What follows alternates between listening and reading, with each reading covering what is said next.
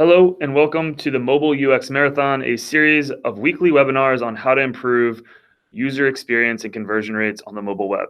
Today's webinar is titled A User-First Mobile Web. We're going to discuss how your team can improve your mobile UX by embracing web technologies. Please share your questions with us on the UX Marathon website and dial into the live stream later to get your answer.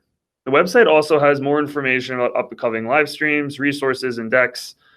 You can find all the resources and links in the video description below. But before we begin, let me introduce myself. My name is Ryan Warrender. I work on the Global Product Partnerships team at Google. My team works on web partnerships for Chrome and the AMP project. So prior to this role, I was a mobile UX lead. In this role, my team had a simple but very ambitious goal, which was to make the mobile web better for everyone. We focused on helping small to medium-sized businesses improve their overall mobile web experiences. And more specifically, we were UX consultants that would work with web dev teams, provide recommendations on how they can better optimize performance, usability, and accessibility. So today, I'm going to be taking you through how to progressively enhance your web experience by leveraging the newest browser-enabled capabilities. Again, for if any of the links that I show on today's slides will be linked in the video description below. So with that, let's get into today's talk. So Google is introducing a simple yet very effective approach that should ensure you're meeting your users' needs regardless of what industry you're on. So user-first web design is really a strategy that builds experiences that are proactively satisfying your user needs, rather than creating more passive pages. Think of these are like traditional pages of the past. And one company that's doing this really well is Pinterest. So let's watch a video to see how Pinterest was able to create a best-in-class mobile web experience. Pinterest's mission is to help people discover things, collect them, organize them, and then find ways to apply them in your life. With more and more people on the go, the mobile web has become central at providing our discovery experience. But our mobile web experience in the past was basically an upsell for the native app, which brought us to the realization that we needed to fix it. The technology was already in place for us to be able to do so. And so we brought a team together to rebuild the mobile web from scratch. Having a fast mobile web was crucial to the success of the project. We made sure that we split out what was sent down to the user to be only the crucial things to start, and then everything else that wasn't immediately important sent down later on. We made sure to test out on average devices on 3G, just like our users would be using, and we could see the dramatic difference that there was on that initial time to interactivity. By using modern caching best practices in Service Worker, even if you're on a bad connection or have no connection, we were able to preload the user interface for follow-up visits. Like the native app, our site was optimized for touch interactions. This immersive experience resulted in mobile web becoming our top platform for new signups. We wanted to make sure that the users for our mobile web continue to use the product as time goes by. And one of the most important technologies that's been added to browsers was the ability to add that site to your home screen.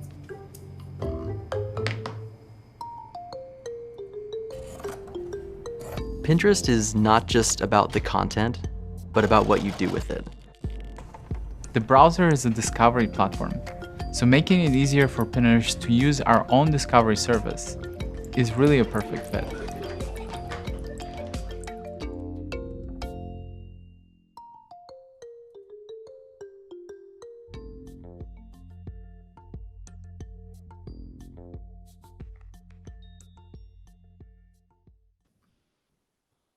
Great. So Pinterest is just one company that has embraced some of these UX best practices. But developing a PWA demonstrates that a company is prioritizing their users' needs. So as we saw, they're delivering faster loads and more engaging functionality.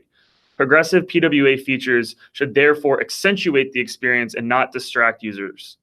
Before deciding which features to add, ask yourself, why is your user coming to your site? A well-designed progressive web app should make it easier for users to complete their goals. So one way we like to look at this at Google is, a traditional conversion funnel. Performance or site speed, you should have a fast site throughout the entire experience. Upper funnel, it's really important to be instant or have a very high quality first interaction or first impression. The second major criteria is to be intuitive. We want an interactive UX that always loads and is simple in terms of navigation and getting from point A to point B, or actually meeting what the user's goals for being on the site is. The third principle is really to be helpful. What integrations can you add to make it more seamlessly to help users get things done? And last is capable. How can we make it easy for users to come back and have, rather than just be like a first-time user, but a lifelong loyal customer? So today we're going to be talking about these 4 buckets and specific web projects to get there. But before we do that, I think it's really important to note that improving your mobile site takes patience, analysis, and cross-functional commitment. It is something to commit to progressively enhancing your mobile experience over time. So today we're going to talk about different web projects your team can prioritize in order to make a better overall user experience.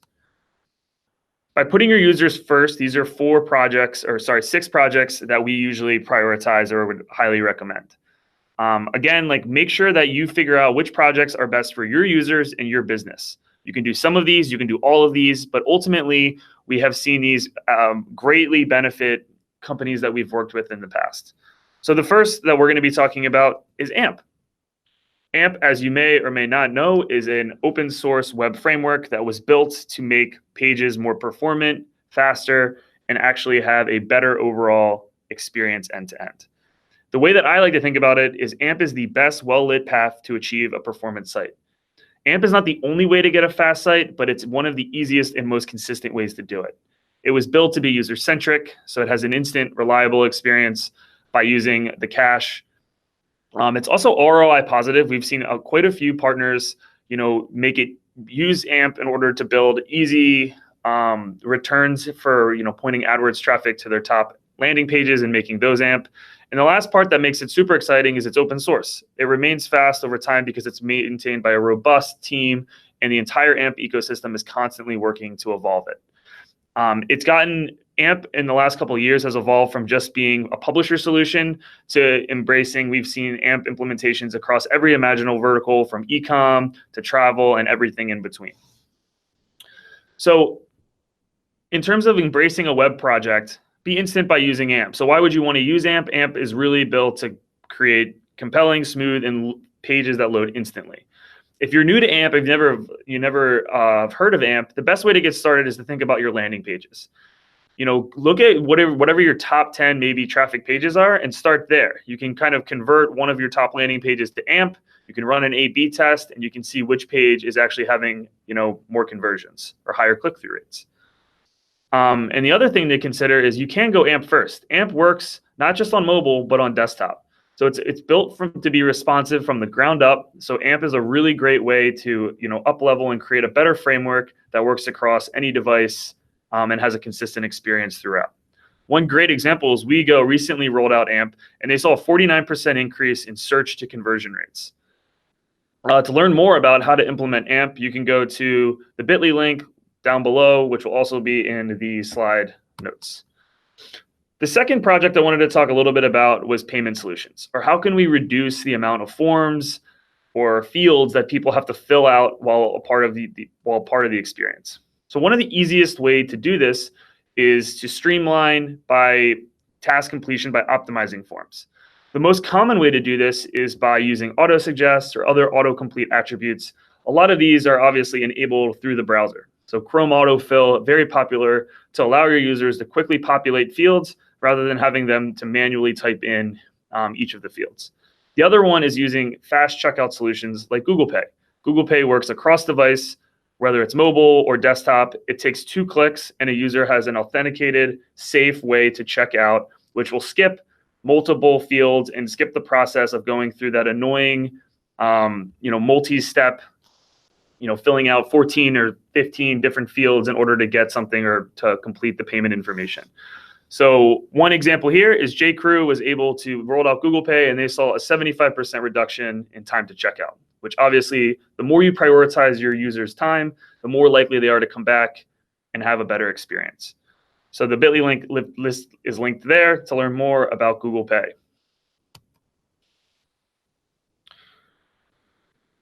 Awesome. So the next web topic that I wanted to touch on was making your site installable. So installable really means that you have the ability to add to a home screen. So progressive web apps, one of the best features is something called an app manifest. The app manifest basically gives a web application the ability to be stored on someone's home screen. So you can see the Starbucks example, they added an add to home screen prompt so people can quickly add the Starbucks icon, and that will directly take them to the web experience. This is a really great way to re-engage your users and have deeper, richer engagements. But the thing that's nice about this is versus like a traditional way of doing this is where you have like an Android and an iOS and a web team, that you can have one experience that works across all devices, and it consistently has a rich set of features. Some things to note is you never ask for permission as soon as a user gets on your site. You really want to make sure that we're not overwhelming a user when they first get to a site by having multiple pop-ups and overlays. So we really want to make sure that we ask them to add to home screen later on in the process. The other thing is we want to emphasize what the user actually gets. What value would adding to home screen actually bring to them? So for Starbucks, if you buy Starbucks or consistently a few times a week, it might be worthwhile to add to your home screen to make the experience more consistent, or track your rewards. So to learn more about how to make installable, you can see the bit.ly link there.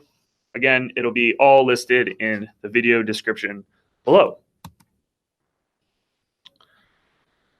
The next is web notifications. So web notifications make it easy for users to come back.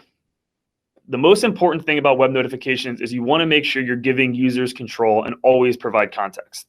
It's very, very, very important that you are upfront on what the user is getting by providing these notifications. Never ask for permission as soon as a user enters your site. This is very similar to add to home screen. You really want to make sure that a user is opting into web notifications only when they see the value of the site.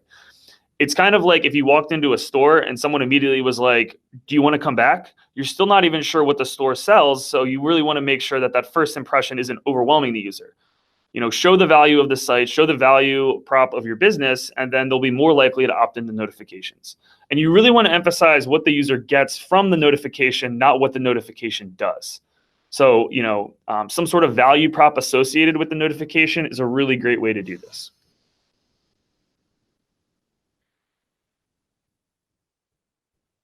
So the next topic is authentication. Authentication is pretty straightforward. You want to be personable with easier authentication. Signing up, creating accounts, and checking out can be some of the highest places where users will bounce from the conversion funnel, and they'll actually leave the experience because it was too difficult or tedious to continue.